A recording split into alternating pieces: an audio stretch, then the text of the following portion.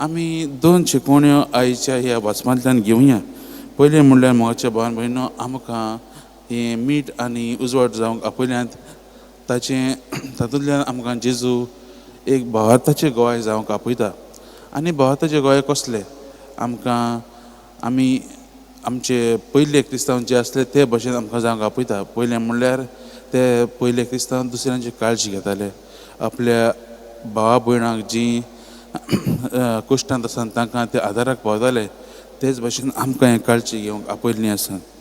दुसरें म्हणल्यार बोडान जेजूक परगटूंक भियेनासतना जेजूक परगटूंक आमकां आपयल्लीं आसात.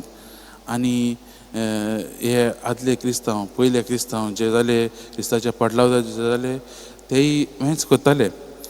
तिसरें म्हणल्यार मोगाच्या भावान भयणीनो, दुसऱ्यां लागीं आपले गूण जे आसात ते वांटून गुणूच न्हू, आपल्या लागीं वस्तू जे आसात ते वांटून.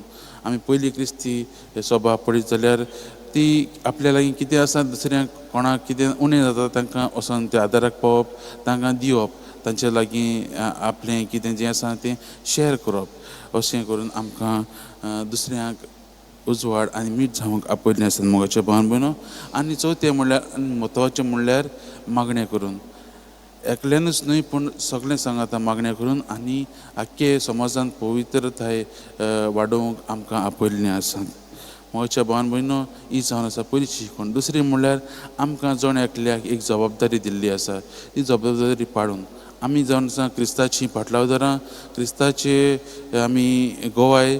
आमकां कितें जबाबदारी दिल्या ती आमी पाडूंक आमकां आपयल्लीं आसात.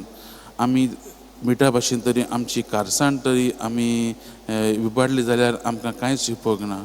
आमकां एक कार्य दिल्लें आसा, तें आमी कार्य मुखार व्हरूंक आमकां देवान जेजू शिकयता.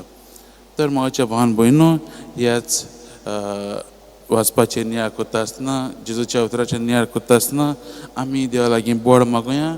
आमी दुसऱ्याच्या जिवितांत एक बरो स्वाद हाडूंक, दुसऱ्याच्या जिवितांत काळूक आहा थंय उजवाड हाडूंक आमकां जेजूचें खरें गोंय जावंक देवा लागीं आमी मागुया.